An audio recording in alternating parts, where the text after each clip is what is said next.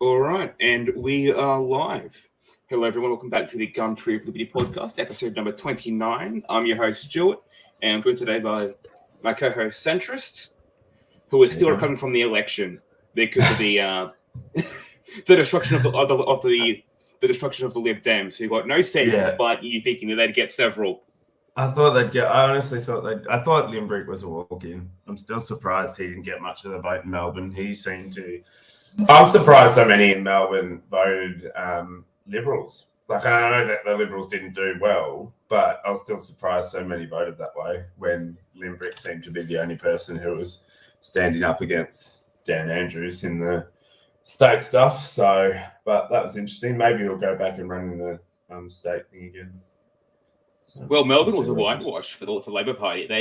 I think they got basically every seat, a couple of independents, and obviously the Greens in there as well. But like all those Liberal seats in East Melbourne turned Labor, turned red. Yeah, and Green. Like they in Melbourne went full Green. They were like, govern me harder, Daddy. And they've started talking about masking through winter now, forcing mask mandates through winter. And I was like, well, that's what you get. So.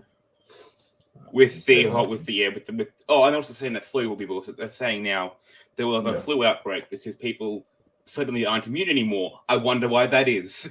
Because you locked them away for 2 years. Yeah, it's going to be interesting to see how that plays out now because I think I probably also underestimated the amount of people that left Melbourne. Because I know Gerrie was saying it was quite high. They've had the biggest mass exodus out of Victoria that they've had for a very long time. So tens of thousands. I think at one point, I saw someone say 80,000 people were left at one point. That's a big voting block. That's basically an entire electorate of voters. Yeah. So that'd be East Melbourne. Well. That's why they flipped. The only good news from the election is that the Liberal Party will probably flip the seat of Gilmore in New South Wales. So that was Labor held, and the Liberals have flipped that. That's the only good news for the Liberal Party out of the entire election. I'm hoping the only good news that's going to come out of this election is going to be the destruction of the Liberal Party. I hope that they split in two, because I know there's quite a big libertarian faction in there, and I'm hoping they split out and leave the Liberals and or at least small government conservative. No, they're actually libertarians. I was speaking to a few of them over the thing. They just are using the system to try and do it that way. But I'd like to see them maybe break away and leave the Conservatives to their thing and focus on the Libertarians. I think that's what the Lib Dems did wrong with their messaging in Queensland and New South Wales. It was too much of, we're the Conservatives, we're the actual Conservatives. I'm like, no, it's not how it works, man. You alienated half the people that you could have got voting for you. So, where was that? Where you said that was in Queensland, or Queensland and New South Wales. I think picking Campbell Newman was a bad choice. Yes. Yeah, and also that was Lib Dems, not Liberals. That's what I said. Sorry, yes, I didn't clarify it. Yeah.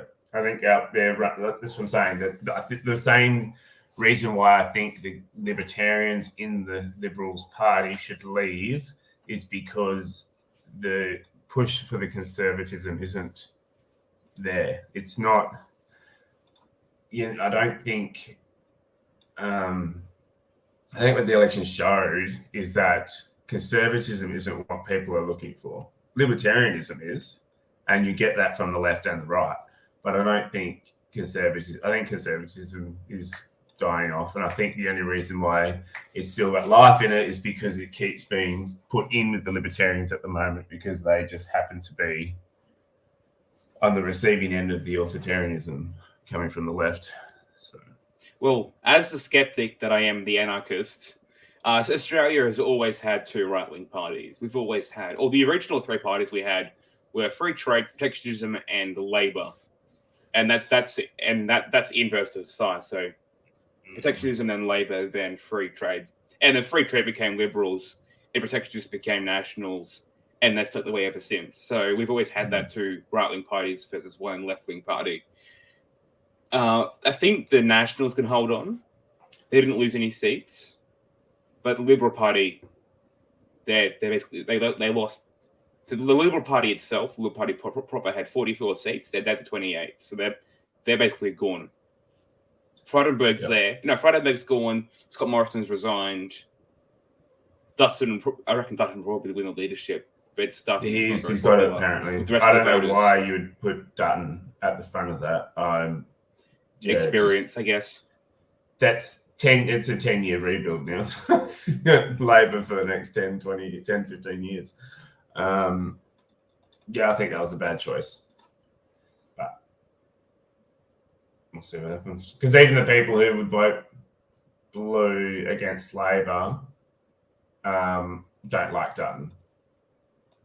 I don't think he's as popular as what people think he is. Well, I was talking to Leo Puglisi yesterday, and he was saying that there's now talk of Teal independents running at a state level in New South Wales at the election because of the success they had this time.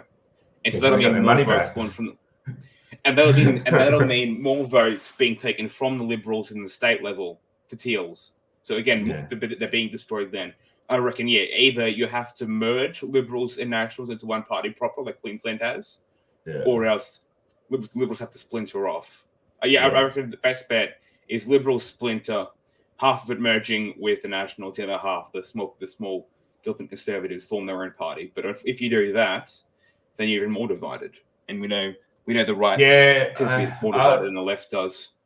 Yeah, I don't know. I think I like the idea of having lots of different representational groups. I think that's a better thing for the country versus a Liberal or a Labor majority government. I think for the people, it's better. You get better representation, but more parties means more chaos. So I'm all for that. Yep, go for it. Keep them on their toes. Make them earn the $400,000 a year they get, whatever it is. Talking about shit shows. Yes. Has the Mises Caucus taken it over yet? The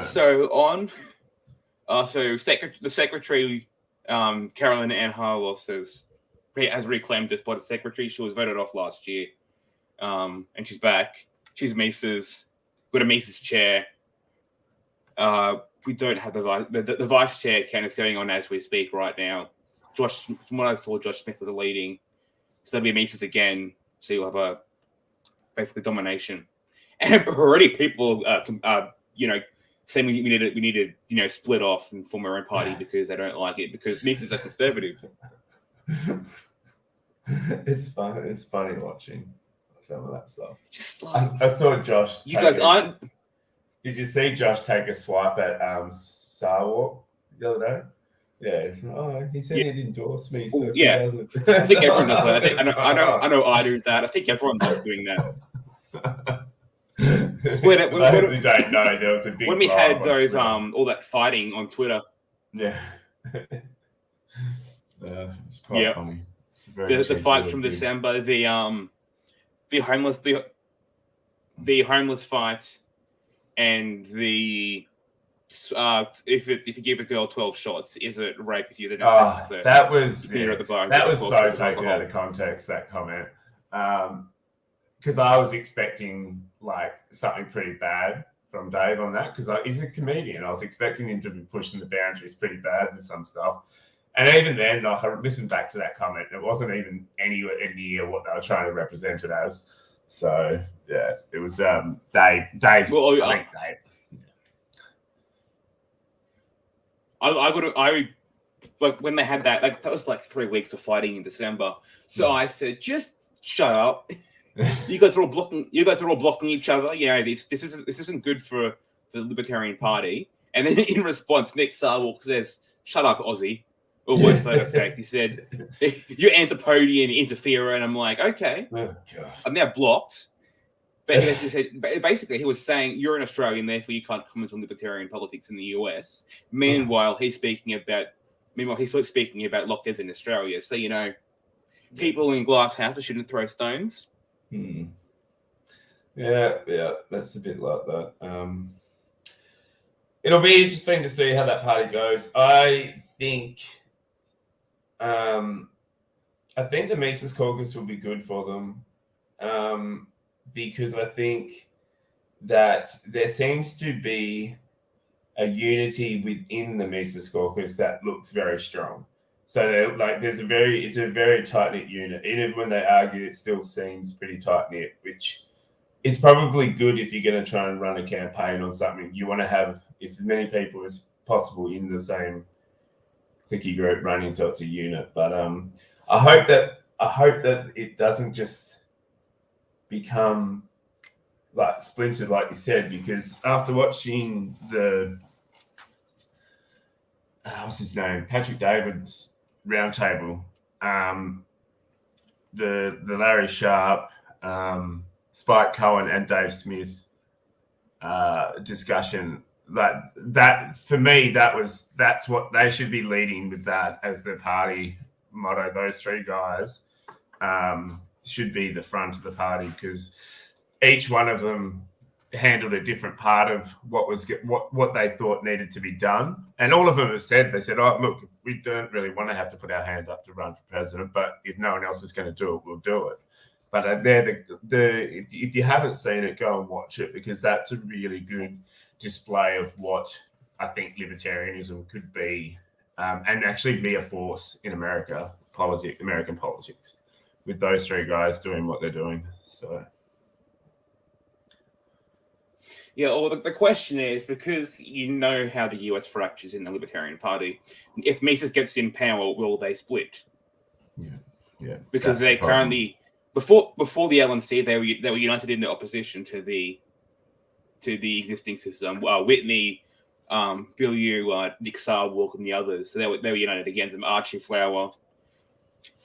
And now that they're in power, will that power cause them to split? Is the question now. And if it does, if that causes them to split, then the party's beyond saving. It's hard. It's really funny and frustrating at the same time, because, and it shows by, if you tune in just for you have to skip, I think, the first 20 minutes of yesterday's stream, because it's just a black screen. But when you start listening to them talking, it's just because obviously libertarianism is like anti-centralized power. You can't get anything fucking done. so everything just seems so chaotic all the time, and it doesn't feel organized. It's always it's always about Robert's rules and stuff. When they got rid of CAH last time, it was all about the bylaws and Robert's rules for running, meetings and stuff like that. Yesterday you had Virginia asking for counting alternatives for some reports, and then Whitney ruled against it, and that was appealed, and that appeal was successful. And then they worked out how to count the alternates, and then Idaho had 2 elected chairs of the party, and they tried to work out, which chair you should run the delegation. It's just more bureaucracy than half of DC at this point in the Libertarian Party. And everyone knows everything as well, which is funny. Yeah, they're all experts. It's definitely worth a lot. It's for the lols anyway. It's definitely worth checking in. But the problem is, I think our mate Josh will get up there. I think he'll get in. The problem is that people see this infighting publicly, and they're like, well, I don't want to go join that party. How toxic they are. Yes, but the thing is, people forget this happens at the other parties as well. It's just no one ever wants to pay attention to them, because they already know that they're a shit show. It's just you're hoping to look for a third option that isn't one. It's unfortunately, all politics is a bit of a shit show by the sounds of things. But not sure. I'm not sure what the results will be, but it'll be interesting. I do have a lot of. I think that the party does have a pretty bright future over there, especially with what Spike and Larry are doing with the grassroots type stuff. I think those two are positioned well enough to build that base in order to give Dave, who I think will be the one running, the platform for 2024. So I'm not saying that they're going to win the election. I'm just saying I think they will. They are poised to do a lot better in the next election than probably where they would have been this time before the last election, if that makes sense, with Joe Jorgensen and stuff. I don't, because I didn't even know who Joe was, and she didn't seem very charismatic. She didn't seem very like it. It wasn't someone you could.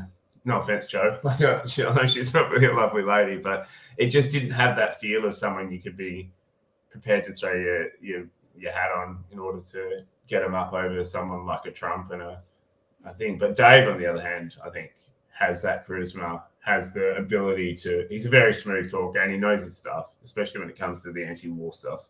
So I think they're positioning themselves well to make a decent run, and maybe they'll get, I don't know, 10% of the vote or something, like, which is huge for them, considering what do they normally sit at, 3%, if that. Yeah.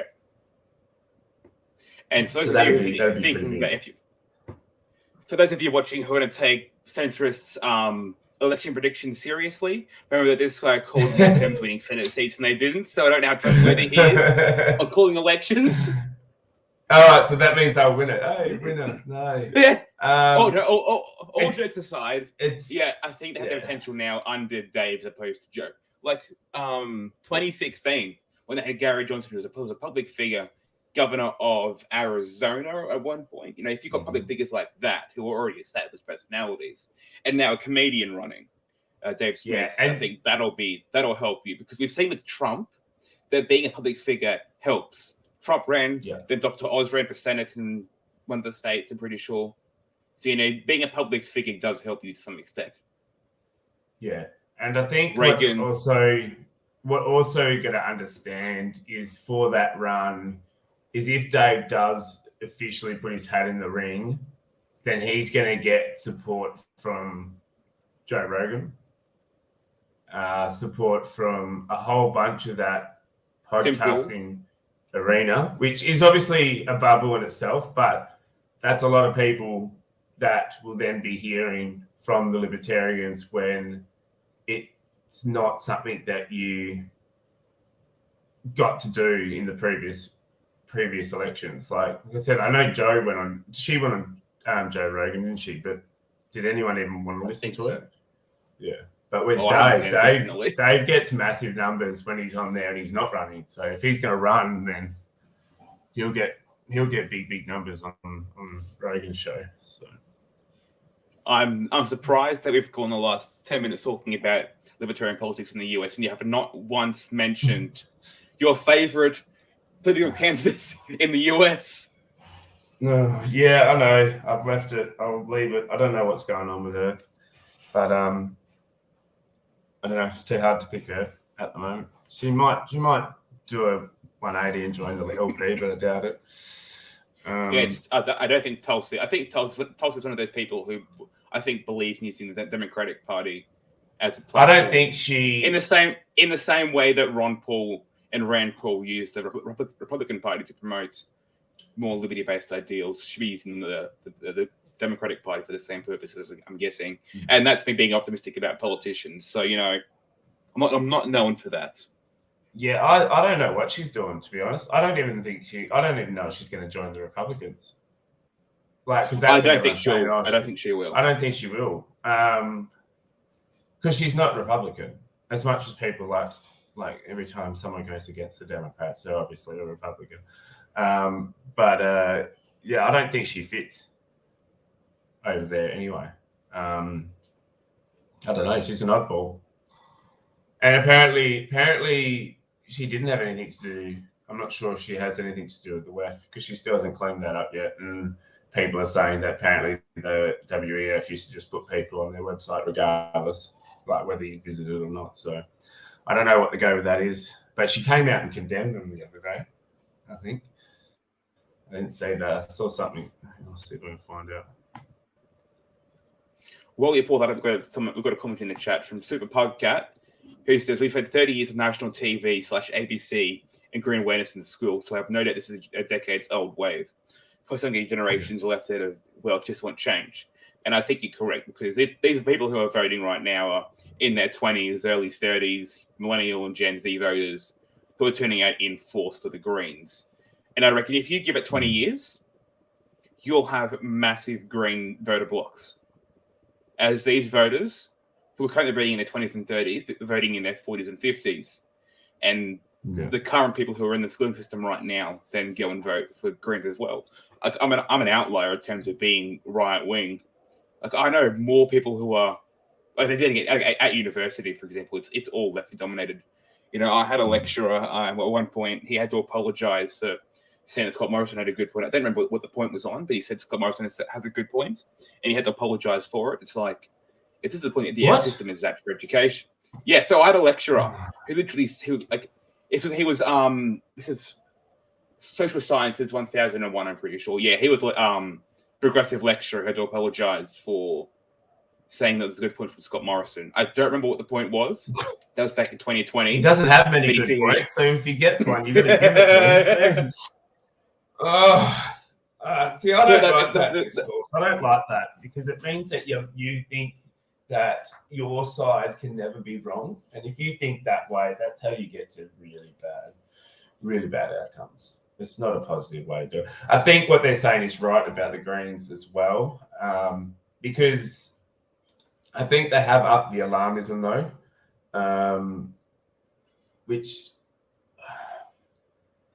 I don't know, because even if you have these discussions with people, like I can only talk about what I do online with some people. It's even if you offer up options to get to say what the end goal is, there's no other options. It has to be done a certain way, and you have to do it by solar, and you have to do it by wind, even though a heap of the scientists who are alarmists, not in a bad term, but like saying it's an emergency, say that you need a stable grid backup. And who was it? The guy, I think his name is Dressler, who was the alarmist on Rogan, was talking about how you need to have a backup to the grid. And in order to have a backup to the grid, you've either got to have your existing coal-fired power station running 24/7, or you've got to have the gas. But the problem with the gas is the gas can freeze and it still reduces emissions, or you can do nuclear. And nuclear is then the cleanest of the three, but we don't, for some reason in Australia, we won't talk about legitimately using our solar, because I'm okay with having solar. I like having solar, and I think it's a good system. I think we should be using it here in Australia, but I don't like that the discussion has to be our way or the highway, which is what we're seeing. But this happens again on the other side as well. It's like it's our way or the highway. There's no ability to be able to tackle an issue with like any sort of rationality. It's always we're sitting here saying that libertarianism is the only way forward as well. So, even we're guilty of it. You have to be able to move beyond politics when it comes to this sort of stuff. Unfortunately, we're humans. We don't seem capable of doing that so far. But if you want to try and solve things, you have to move beyond politics. Well, I had this one with this guy the other day. I was talking, and it's like, it's saying, I'm like, well, why do you need the subsidies then? If the renewables is the cheapest form of energy, right? Which is the studies they keep pushing out. I'm like, then why do we need the subsidies? Can't we just scrap the coal subsidy and all the subsidies and then let it go? Because obviously the cheaper one's going to pay out. In the long run. The reason they're giving subsidies to the renewable energy is just because they're already giving money to coal and to oil. Yeah, to balance it out. To balance it out, that's my point. I just said scrap all of them. The better option is scrap both sides subsidies rather than subsidizing both sides. It's ridiculous. But they won't do that. No one will do that because no, our side should get subsidies. So I'm like, what the fuck for? If your system's as good as you say it is, you won't need subsidies. Just do it. And then because that's where they bring up the nuclear stuff, because they're always like, oh, we needed nuclear 50 years ago. I'm like, well, why didn't you unban nuclear when you said the world was going to end 50 years ago? It's not the first time we've had a deadline for climate change disaster that didn't end up becoming a disaster. And that's not, again, it's not saying that it's like wrong or anything. I think like it's a good idea to move away from coal, like regardless of what it means to the environment. It's actually a good idea because one, you at least limit your particulate pollution, but also it's just more stable with your nuclear anyway. But look at that. Yeah. So that's Moree, New South Wales, where Zio is, and he said look it up. That's their solar farm. Yeah, that's insane though. That's a lot. Like, how many kilometers is that?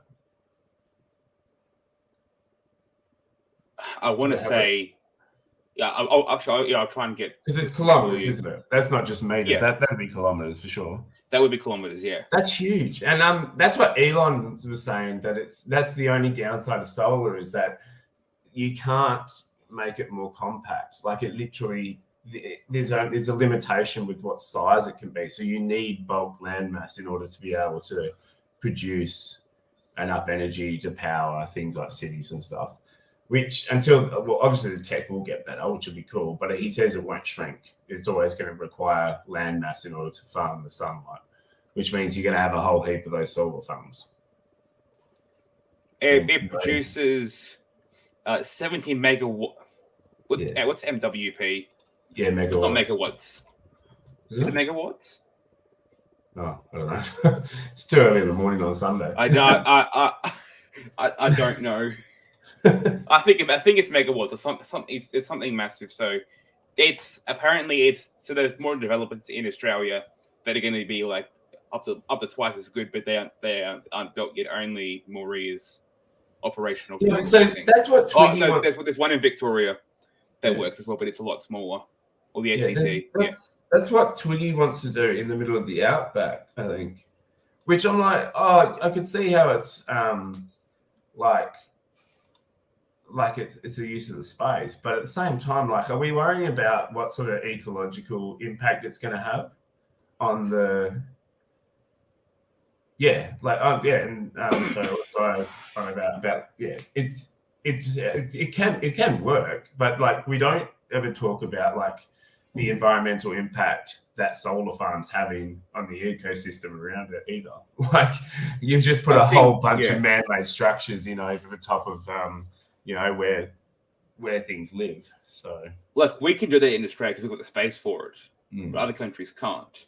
Yeah, I think probably the best of the major ones is probably, or the major renewable energy sources is probably hydro when you're talking about the environment, because wind turbines kill birds, and that'll affect, especially in Australia, that'll affect migratory patterns. I haven't seen it much here. Like we've got some up north, but I haven't heard of anything happening with the birds. And then you got solar, which solar takes up space. It'd been putting it on houses, but you can put it on a house, sure, in cities, but to get that'd be local usage. You couldn't get stuff like what you can get from coal power that you can get with solar, if you know what I mean. That's why I think power houses, individual houses, but you can't power the entire block from it. Hydro you can, and it doesn't damage the environment as much. But that provided you've got somewhere. Yes, rivers. But this is why I like the idea of the nuclear and solar together. You can run solar across rooftops. And I don't know what happened. There was a university in Queensland, and this is 6 years ago or something. I listened to it, and it was brilliant. These guys had worked out how to print solar panels with like a special ink. So basically, instead of the big bulky ones that you put on your roof at the moment, it's like a sticker that you stick to the surface of stuff. So you can actually have a solar panel, and they're interchangeable with each other. So if one panel goes down, you're not losing like collectionability and stuff. And that sounded awesome. It wasn't as high return, but you made up for it in terms of how much space you could cover.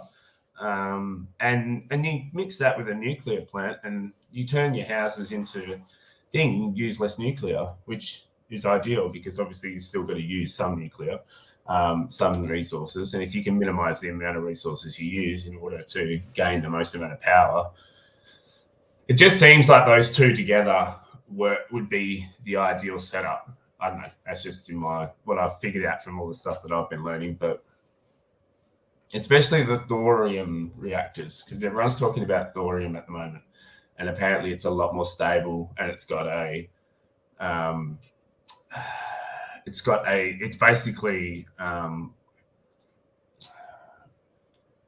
what do they call it when it blows up? That proof, like it won't do it because of the type of reactor it has, and they can be built within 10 years. So I don't know. It seems like if people were serious about solutions, there's ways we could do this without having to, one, break the bank, and two, stop a lot of the infighting that's going on about the concept. But that's why I've got figures for the size. I've got figures for the size for you. Yeah, 350 acres, at least 350 acres. That's massive. And how many is that? Only does 20,000 people. 24,000. Oh, dude, that's way too much. That's insane. So according to ysgsolar.com, it is apparently 5 acres per MW megawatt. Yeah. And it's 70 megawatts from Moree. So that's 70 times 5, which is 350. And have they got a battery system set up to that? Or is that just running? That'd be a question for Zio. Yeah, I wonder if you can. I presume they have batteries. because you'd have to. Yeah. They'd need but to. The size of the batteries you'd need for that too would just be okay. monumental. So according to Zio, Moree sells the excess. So they don't use all of it, they sell the excess. Okay, 18 codes. That makes more sense. Okay. Do you get a good price for it? Because that's a lot of fucking acres, man. That's when I grew up as a kid, I was on a farm with 100 acres. So that's 3 times the farm that I was living on. Like, that's insane. Insane amount of space that it takes up. That photo doesn't do it justice then, like, at all. Can you bring that back up? Sure. Here we go. Talking about energy sources. I'm trying to find it again. I lost it. Hold up. I don't even think we talked about this in the pre-show. We're like, we'll just get on a roll. Talk about something we don't know anything about. I am trying to find the photo. I closed the tab down and now I can't find it. Give me a second. That's just mind-boggling how big it is.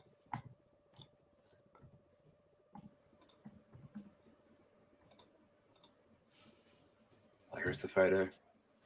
But yeah, that is decent sized for 8 acres. What's that in square kilometers then? It wasn't 8 acres, was it? How many acres you say it was? 300, didn't you? 350. Blimey. The one twig you would want to build then would need to be like,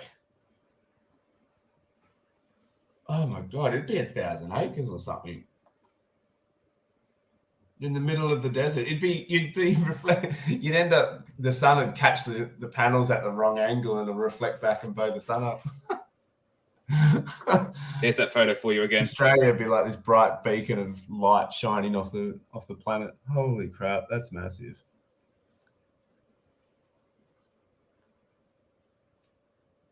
Oh, but that land now, like that land's now not usable. So that's only 1.5 square kilometers. Are you sure you're thinking of acres when it comes to size? Acres, yeah. 100-acre farm's still pretty big, man. You sure it was 350 acres then? Yeah, it says they recommend 5 acres per one megawatt. 70. That's still a fair way. 1.5. It's 1,000 meters by 1,000 meters. Oh, 1,500 by 1,500. That's a lot. That's a lot, man. I'm just looking up the thorium stuff because that's what everyone's sort of talking about these days. We need to get an energy expert on the show at some point to talk about this stuff. I've discussed it a few times with Kate and others.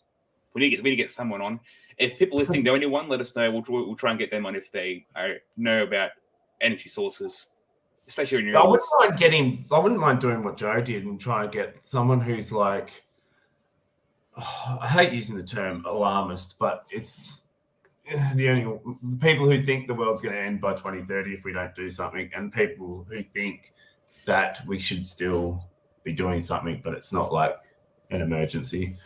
Because I think that'd be really good. But this thorium reactor, right? So what they do now, so thorium's more abundant than uranium, so there's heaps of it available, and you don't need as much.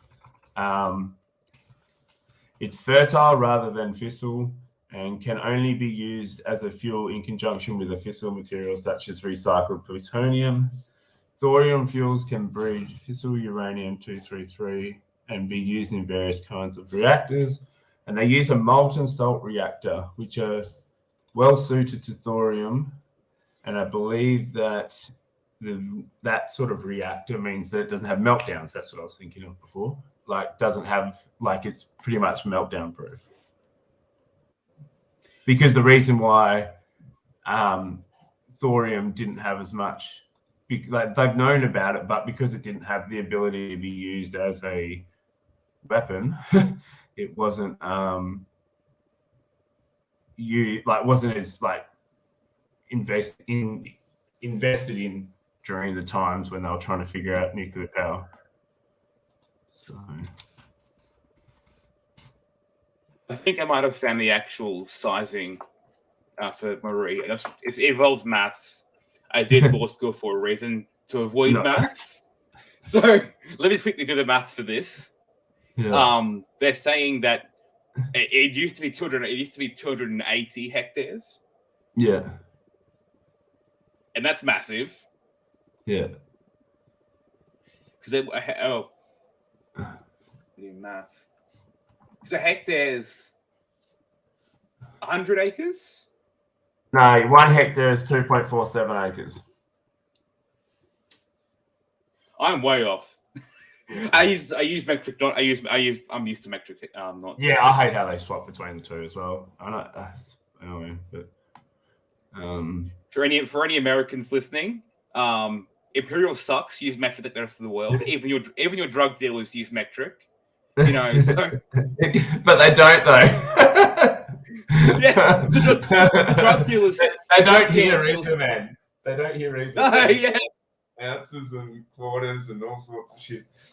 I know a guy who should get on the show. He will laugh if he sees this. I want to flick you through. Can I? Sure. What I'll do is I'll copy and paste. I think if anyone's listening, this would be a good read. Not that I don't know if many people are with this thing, but this is the World Nuclear Organization library about thorium, and it goes into thorium a little bit and what they do with their reactors and stuff, which is pretty cool. And I looked up the other day, I think the estimated time is like 10 years to build a reactor, but I think was it Jacob that was telling us in the chat that was saying that apparently you can get modular ones that are built in like 5 years, which is pretty cool, pretty crazy.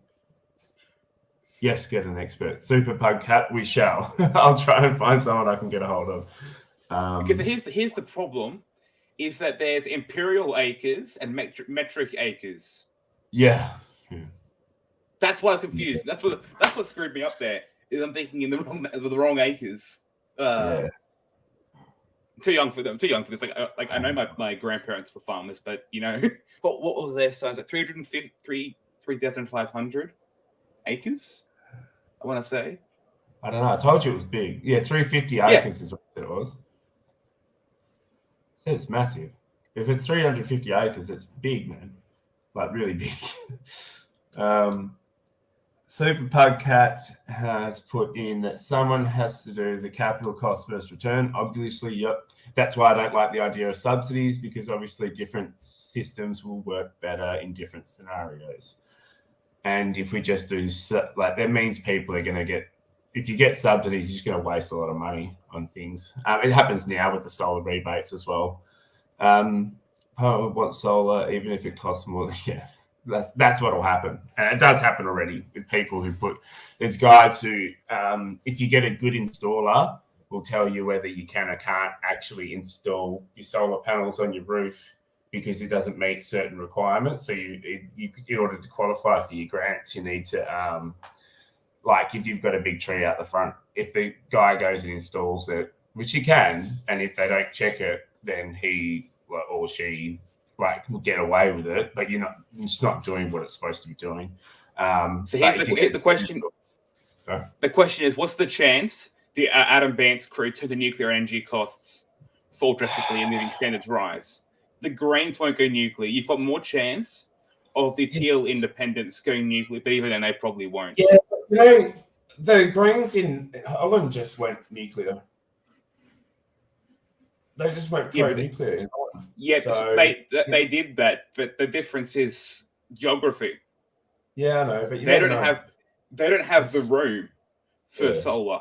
I mean, they can do wind turbines because how the Dutch love their windmills, but they don't have the space to do solar or anything like that. So they probably have to go nuclear. We've got options.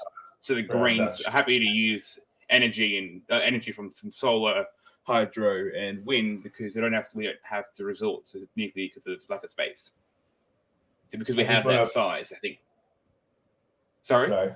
Yeah, I was just saying, I just want to apologise to the Dutch out there in case Stuart offended you with the windmills coming. I know we're cancelled now. We're cancelled. next thing we'll be talking about wooden shoes and I don't know. I was about to say clogs. If any Greens on chat, please steal this policy. Yeah, look, the thing is, it's pity that Zaya just left because he's Greens. Yeah.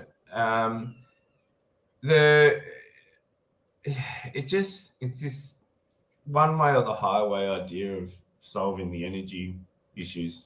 It's just, I don't know. I just don't think it's a wise way to go. We've seen that all in on renewables backfires. We've seen that having unfettered nuclear can be bad. We've seen that burning coal's not great either. It's like just this this all or nothing approach to one side of energy use. It seems really it also seems really, how do I say it? Just weird that you wouldn't want multiple energy sources. Never in history have we ever gone, we only need one source of energy, have we? We've always been looking for more sources of energy. And this time we're now going, we're not going to talk about this one. We're only going to talk about this one. It's just, it's a strange time. Happy to mine uranium and have nuclear overseas, but not here. Well, the thing is, that's what the biggest problem is now. That's why I sent that link. Did you put that link up, Stuart? To the thorium? Give me a second. Hang on. So the Teals want to do uranium overseas. Yeah. Right? Not here. Now they complain that Scott Morrison wanted to import our coal to India. Yeah. But they're happy to do it for uranium and nuclear. How does that work? I don't double standards. And you know what the funny bit as well is if you look at geologically for Australia, we're sitting on a continental plate where we're not on any fault lines, so we don't have to worry about like Fukushima and some of the other ones where it was not so much human incompetence but natural disaster that caused issues with some of the stuff. But if you're interested in the energy stuff, have a look at this. This is what's piqued my interest. I was speaking to someone actually while I was on the campaign, the pre-polling, and he was telling me about these reactors and that thorium is more abundant, it's safer, it's you get minimal issues with it, and I don't think you produce as much waste as well. Don't quote me, have a read and double check, but yeah. So whenever some people are talking about nuclear, this is what they should be talking about. So. I'll put this link in the description for the podcast episode. It says that apparently it's named after Thor. Yeah.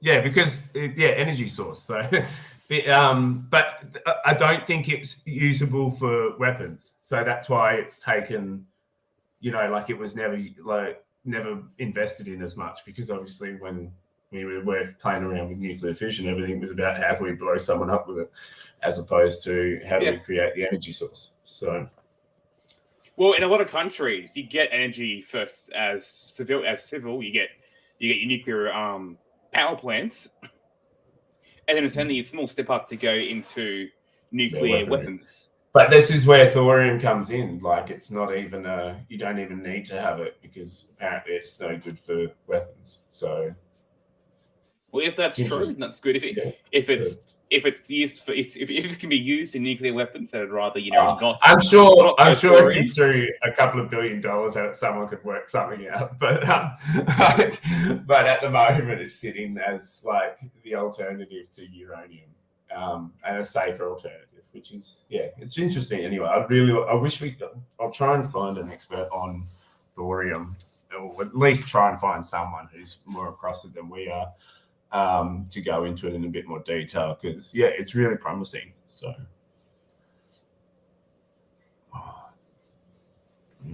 have we had any results from Mises yet? Has Josh got? Let me check that. Let me check the stream. Well, we got thorium-powered submarines. Yeah. Well, 40 years to build a submarine. Maybe that's where they got this idea that it takes so long to.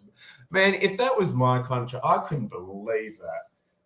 What the hell are they doing? How long does it take them to build a fucking submarine? It shouldn't take you more than 12 months. And they would have teams on it. 40 years to build submarines. Surely not. Well, they are a lot more advanced than they used to be. Yeah, but still. Dude, they build boats in less time than that, and they've got like full big boats, and they're not just a tube in the water.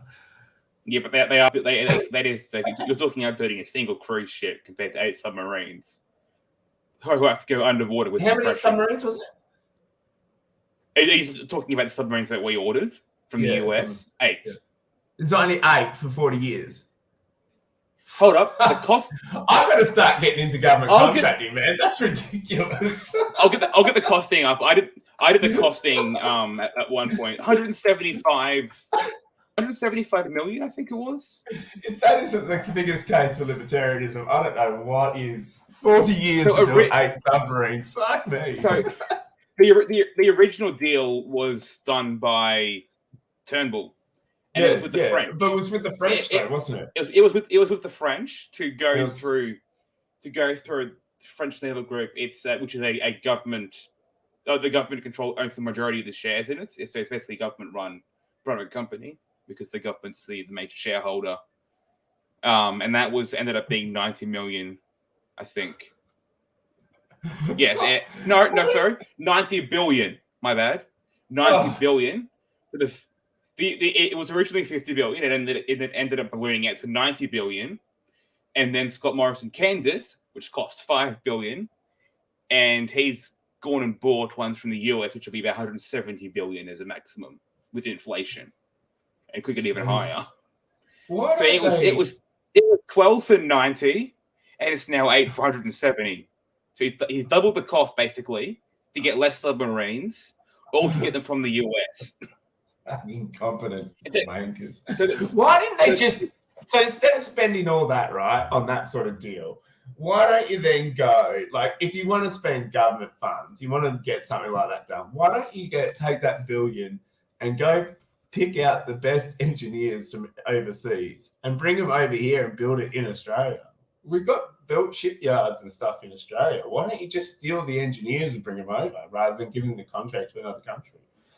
Like, $1 billion would get you a fair decent number of top of the range experts to be able to oversee the project. We got people who can build them. You just need the guys to oversee it. It just seems odd to outsource something so important as well. Like, I don't know. I don't understand the outsourcing of defense projects.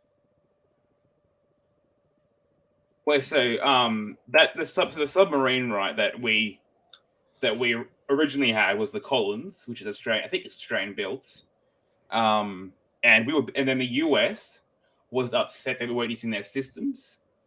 So we had to go and use their system. So the US made us change to use US systems for running the submarine's combat system.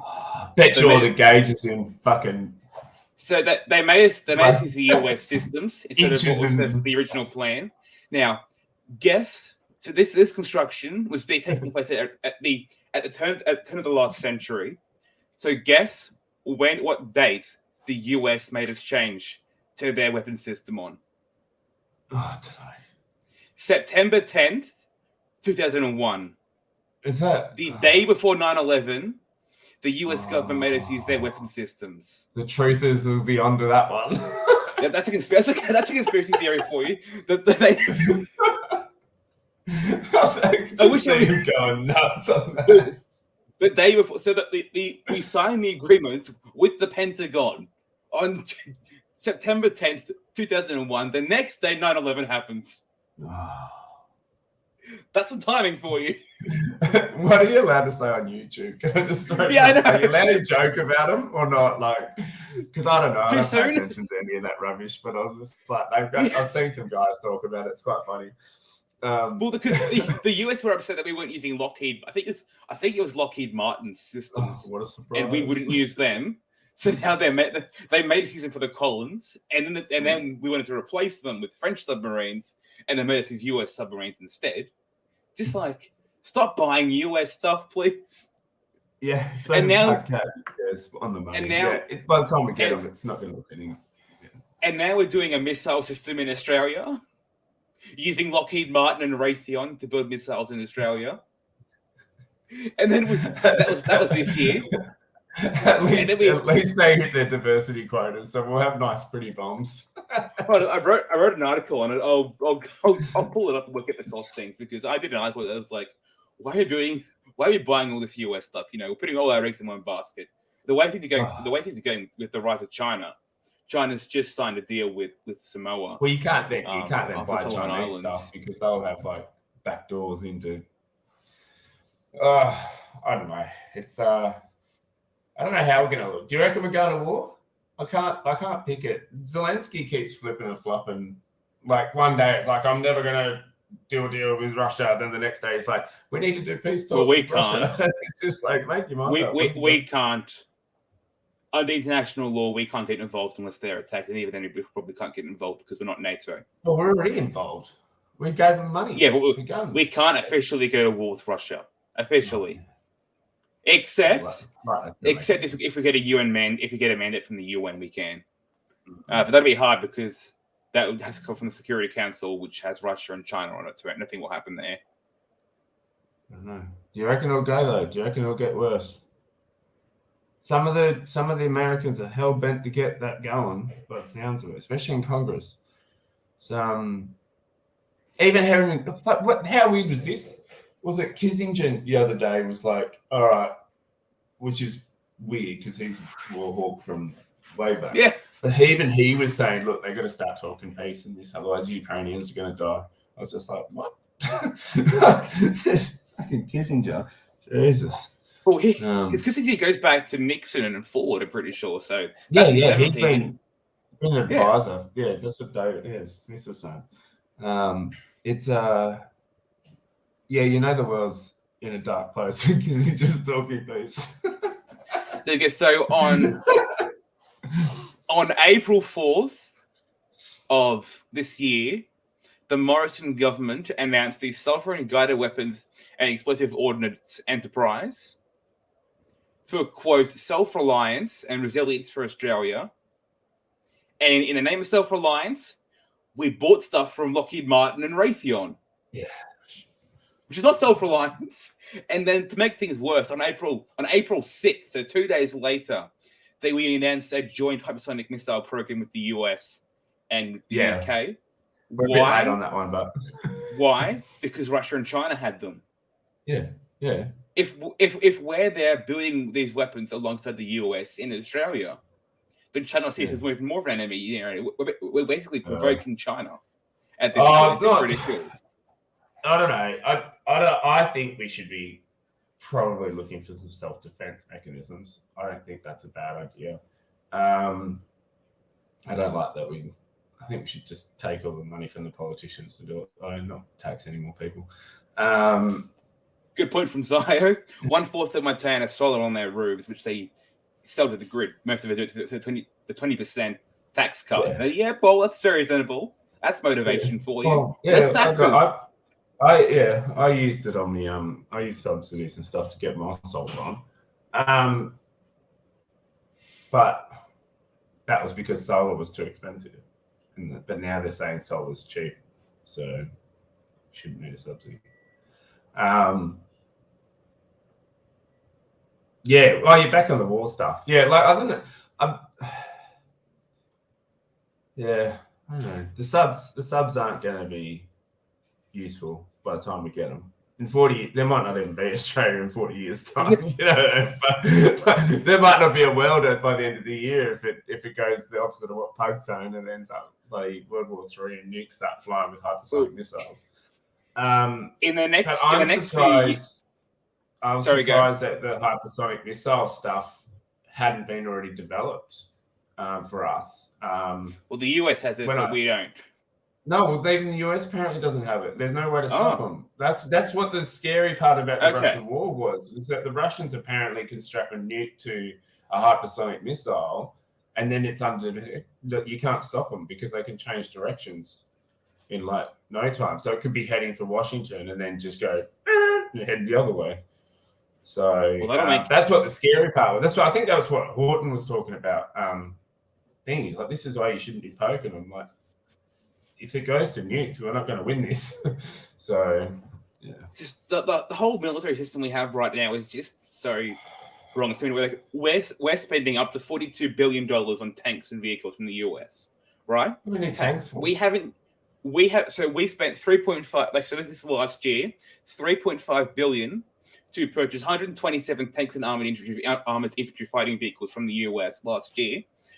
We, including in the 127 vehicles, there's 75 M1A2 Abrams to replace 59 M1A1 Abrams, both of which are cutting-edge tanks, even though the Abrams was designed in the 1980s. Now, we bought the M1A1s in 2007. We didn't use them for anything. We have not used tanks in a war since Vietnam. And we're buying more tanks from the US. So what? 50 years. Is it just the money brought then, or is it are we preparing for being invaded? Because I don't understand why you would buy them then. If it's for self-defense, right? If China lands on Australia, we're screwed. If they land, the way we defend ourselves is in the air and in the sea before they get here. The easiest place to stop them, because the US is the world's biggest navy power. China won't reach that level for the next few decades. So the best bet is Air Force and Navy instead of from landing, because if they land on the East Coast and they just got boots on the ground, with their numbers, we can't do anything, especially with the lack of guns that we have as citizens. Even that wouldn't do much to stop them. So by spending it on tanks, you're fighting a losing war because you're already expecting to lose the sea and the air to them. So you've already. And with the mindset like that, like having a mindset that people say, if you think you can, it's half. If you think you can, you're halfway there. Well, we think we can't, so we're already halfway towards losing. Following that logic. Tanks and subs seem like totally vulnerable to cheaper anti-tank and sub solutions. Yeah. Well, the subs are I understand the concept behind the nuclear-powered subs versus the old subs, because apparently they go down deeper or they're able to last longer or something. Like there's a reasoning behind switching like that. Like I can sit there and go, okay, that makes sense why he went from the French to the Americans for the quality and the tech. But 40 years to build 8 submarines is just ridiculous. That's just there's no way in hell you'd ever get away with that sort of contract timing on anything else. That's just I couldn't. I'll try and find the timings for you. I think it's less than 40 years. Yeah. So I think that figure was the French ones.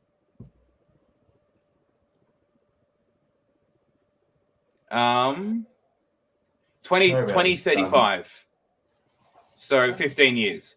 20 years, not 40. Still, to build 8 subs, that's a long time, man. Yeah, I'm gonna try and fix the reflection off the roof. Hang on. Sorry, guys.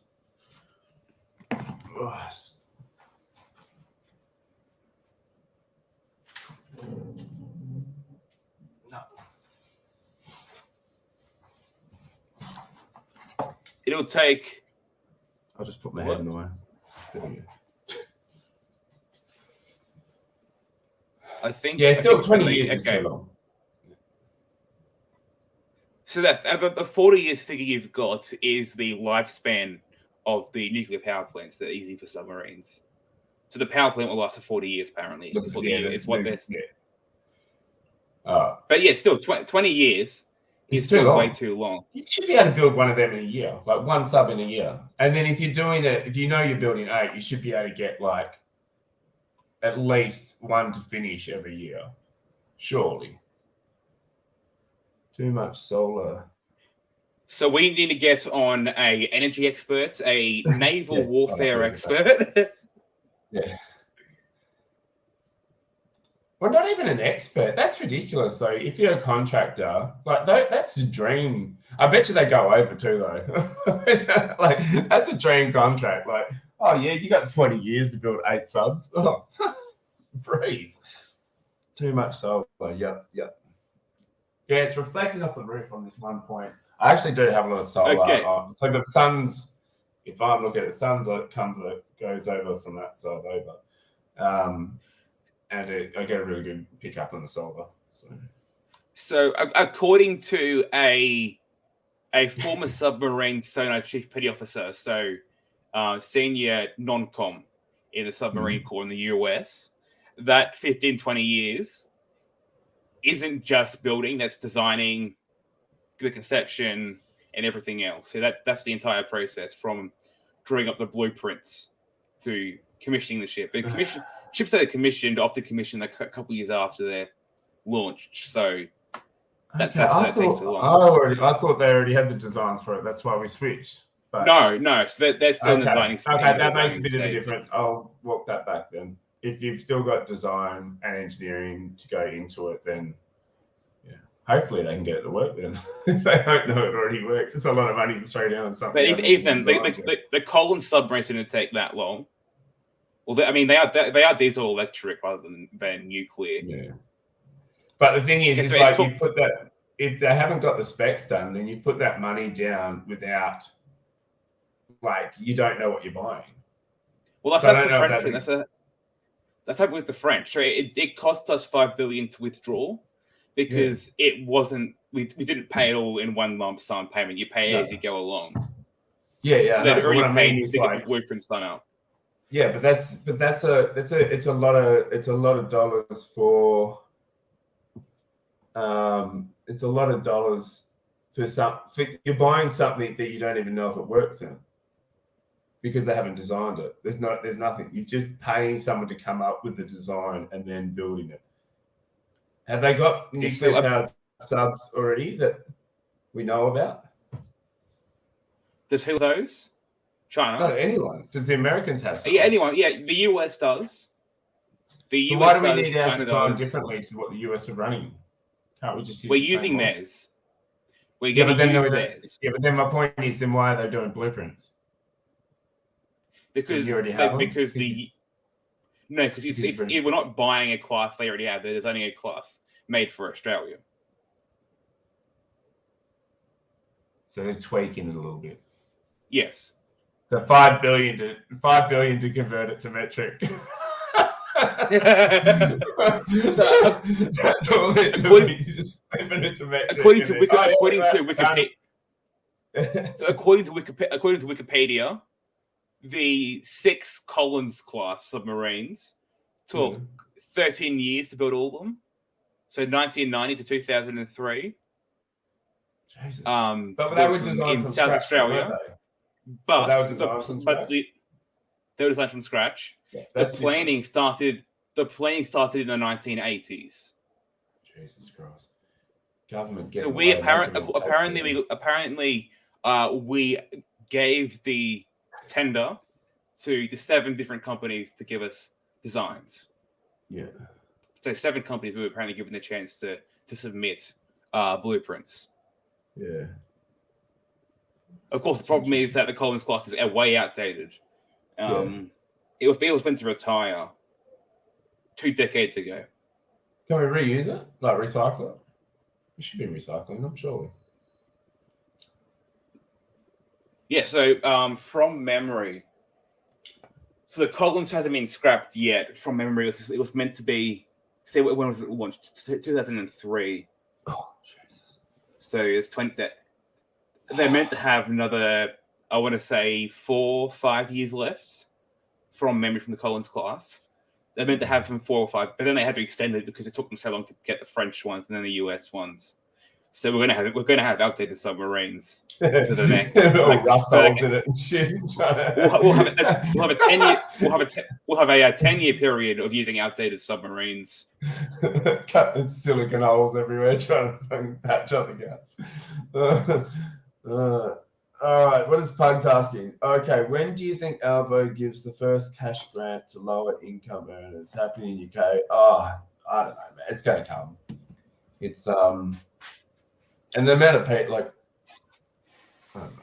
It's frustrating because one of the policies that I was trying to explain to people that the Lib Dems had that was really good was if you just raise the tax-free threshold, you give everyone, that, especially those who need it, a massive boost without having to go through all these grants and spending money you don't have. You basically just stop taking it.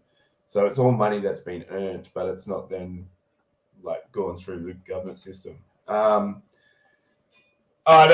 will be bailouts. There will be stuff. It's just who's going to get it. I'm not sure. Fuel prices are going to go through the roof even again.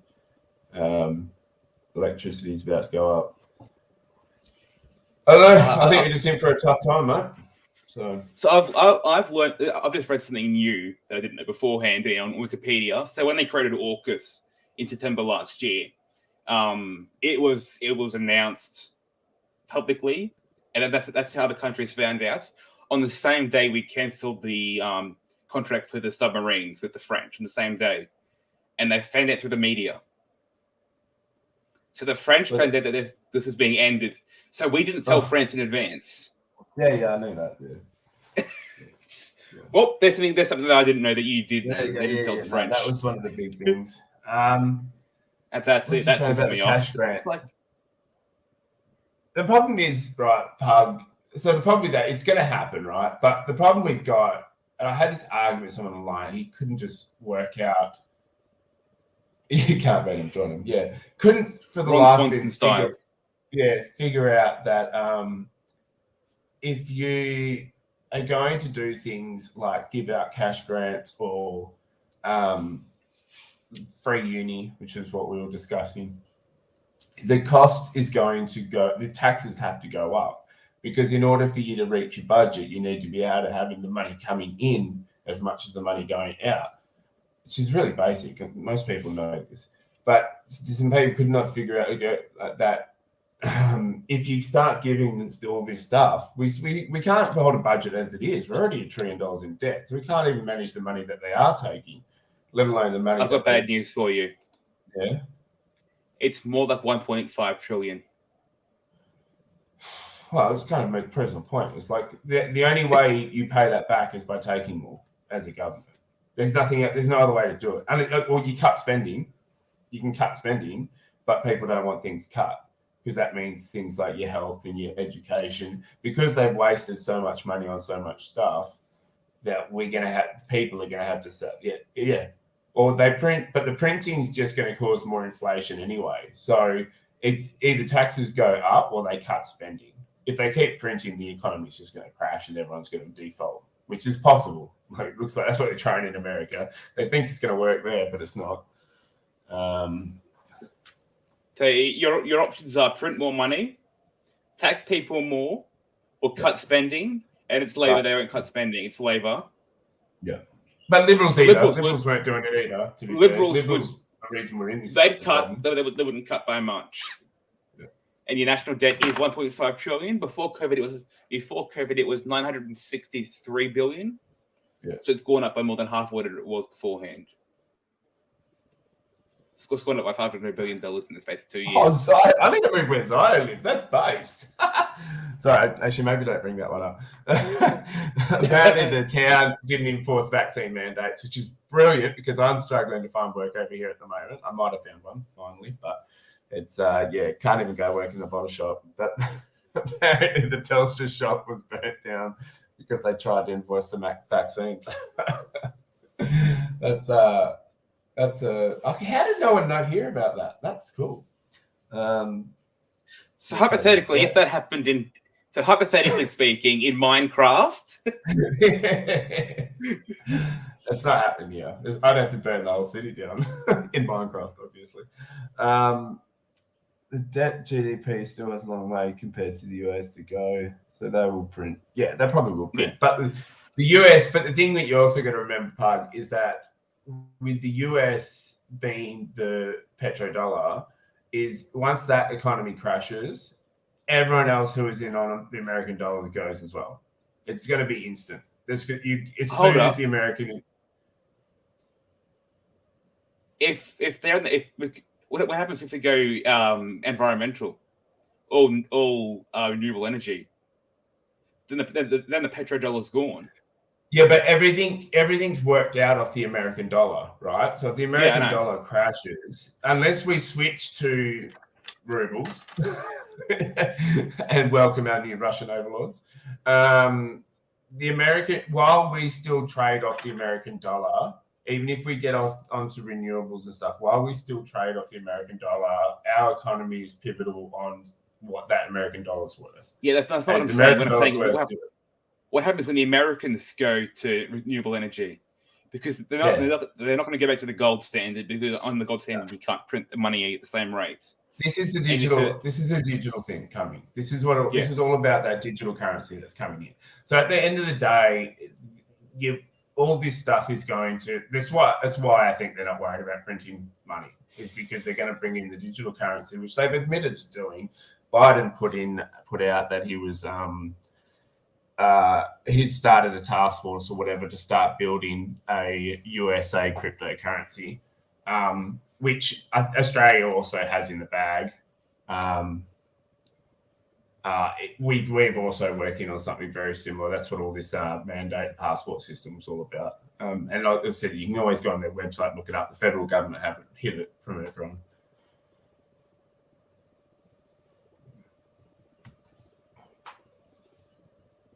It's just the whole economy is going to go to shit in the next 10 years. Oh, if it hasn't already. I'm still banking on this earthquake. If you haven't looked it up, big mother earthquake coming in July and June in the Philippines, apparently. Going to wipe out a whole heap of the places, but yeah, it's I think that's what's going to come. I'm hoping. I think Earth is going, nah, I've had enough of your crap. Try and get rid of this. So you didn't do a write-in vote for asteroid 2022 in the election. You didn't do a write-in vote for the asteroids and the meteors. No, I've heard them. So that theory is like, I know that there's the religious theory of it. Like, so I know some of the religious people are very like, oh, end days or whatever. But if you look at if you listen to some of the guys who talk about the meteorology stuff, the asteroids, when it hit the like different stages throughout history where the planet's being hit with asteroids, because we pass through a belt or something. So it's not out of the realm that an asteroid could come through and wipe out most of Earth. We've had some pretty close calls in the past, but it's just timing and luck, basically. So if that doesn't make you feel a bit anxious, I don't know what will walk it along one day, then boom. But how can we survive? All right. US figures. They've got one round to go from the looks of things. Oh, yeah, Josh Smith is ahead. Cool. Good on Round 2 results, Josh Smith 44.74 and Eric Roud's at 40%. So Josh Smith looks like he'll win vice chair narrowly after the next one. Cool. Yeah, Pug, it's going to be Lots of humour if you can. Probably a lot of alcohol. It's gonna be. I don't know how we're gonna get through the next 3 years, man. I don't. New Hampshire, Free State in Tasmania. No, it's too cold. Can't we just go steal somewhere up north where it's warmer? Let's go take over Sharks Bay. It's nice up there. It's a bit windy. It gets a bit hot, but it's got really nice water and beaches. We'll just take over there. We'll take over one of the islands, actually. What are they called out there? I'll find one out there. Christmas? No. No. Christmas Island? Oh, this is terrible. I'm in West Australia. I can't remember. Dirk Hartog gone? Monkey Mine, Denham. Yeah, Dirk Hartog Island. Hey, good memory. There we go. Yeah, we'll just go out there and like take over it and put cannons and stuff up. I'm sure we could pick one out of the museum up there.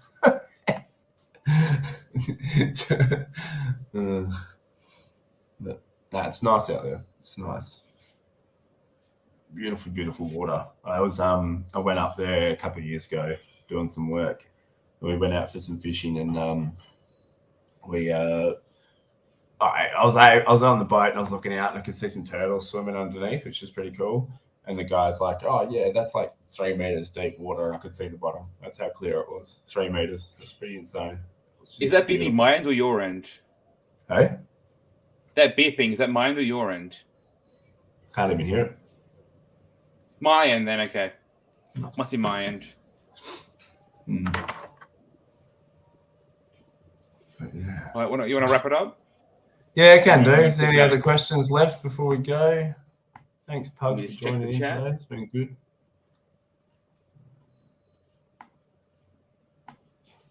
Good to see that you've recovered as well from the election. I wouldn't say I was just watching you just slowly collapse over as the night progressed. I know. I thought that was going to be funny clips coming out of that later. It was just I couldn't believe it. I honestly couldn't. But like James said to us, you're in a bubble, and you know you're in a bubble, but you do sort of get the feeling when you're on the ground doing like if I hadn't done the 2 weeks of pre-poll, I probably wouldn't have been as bullish at the start.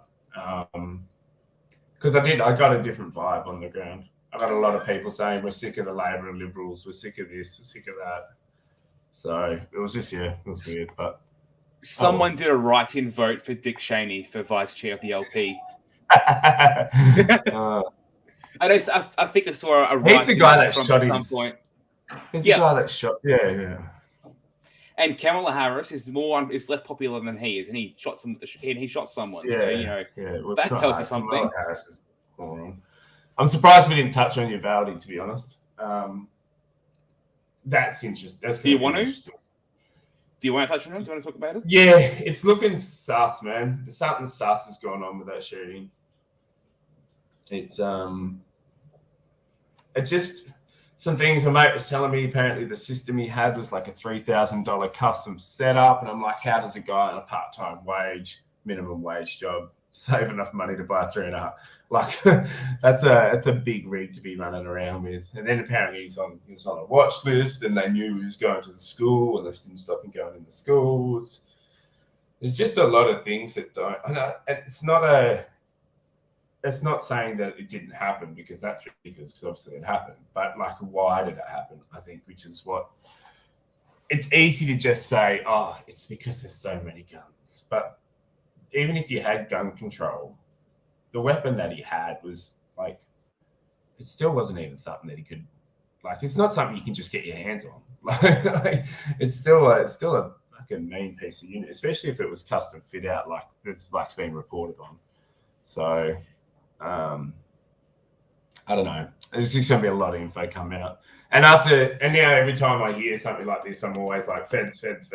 Because every time I was just seeing so many cases of it over the last 2 years where the feds have been part of the problem, like the Whitmer case and stuff, where it was like 12 out of the 14 people involved were all federal agents. We have a result. Oh, we got a result. Did you get it? So Eric Raudzep, 44.69. Josh Smith, 48.75%. Yes. Good on you, Josh. Well done. It's not a majority. No. But the rest of the votes were write-ins, which someone wrote in Milton Friedman, someone wrote in Klaus Schwab, someone did This is why nothing gets done in this party. Fucking dickhead. someone did blue-ringed octopus, and then none of the above. I should have got was someone to write me. 5.83%. That would have been funny. Yeah, so none of the above, 5.83%. So that means Josh Smith wins the vice chair race. Cool. Good on him. Good on him. Because he's run for it before, hasn't he? And missed out. Yeah, I think he has. But yes. Yeah, I think he's run a couple of times. Or treasurer. Maybe it was treasurer that he ran for twice. But no, good on him. Good on him. He's put a lot of hard work in, so it's good to see that he's getting some rewards for it. Hopefully he can do some good stuff. Become a green left libertarian. That's what I used to call myself.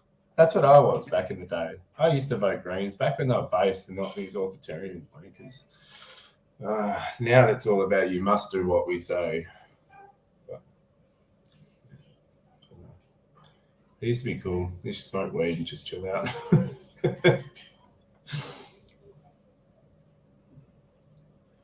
Well, I think with that US result, I think we should probably wrap it up here. That's it. Photos. Anything you want to plug before we finish up? Catch me on Twitter. Hit us up. I'm still on there for now. I was going to get off it after the election, but I'll stay on there. Couldn't resist it. I've done it before. You just can't resist going back. I went to do it. It's toxic, but addictive. I'm just taking no prisoners now. I'm calling bullshit out. I see I just fucking some of the staff are fucking idiots. But so just catch me on Twitter. Hit us up if you want to message or anything. And in terms of upcoming shows, next week at the usual time, of course, we've got Gerrie. Hopefully, fingers crossed, coming back on. We should have results for all seats then, so we'll know which party is forming government. So we'll discuss the election in depth then. For those that don't know, she ran for the United Australia Party for the division of Lily in Brisbane. I went down for a day today to help her out on the Friday before the election. So we'll have her on next week. And then the week after that will be a Q&A episode. I've wrapped up the introductory part of the Australian government series. So we'll hopefully have CBE back on for that. Maybe Forrest, Mummy, a couple of others. And we'll do a Q&A about the Australian government. So that's all the shows we've got coming up. Booked. I've also got a tentative yes to get our friend Spike Cohen back on the show. I need to contact his agent to try and book him in to talk about what he is doing with his new venture, which if you haven't checked it out, it's called You Are the Power. It's a grassroots thing about bringing libertarianism into sort of your local areas and stuff. It's a pretty cool concept, and I'm hoping we can get a bit of info out of him. Cool. I think on that, So mate, I'm really looking forward to And that the one. strain- And then, as I said, hopefully that'll be after we've got all these results as well, which will be good. hopefully. Although we'll still wait. It'll take like a month to get Senate results in. Yeah. Anyway, I think we'll finish up then. We'll see you guys next week. All right. Yeah, cheers.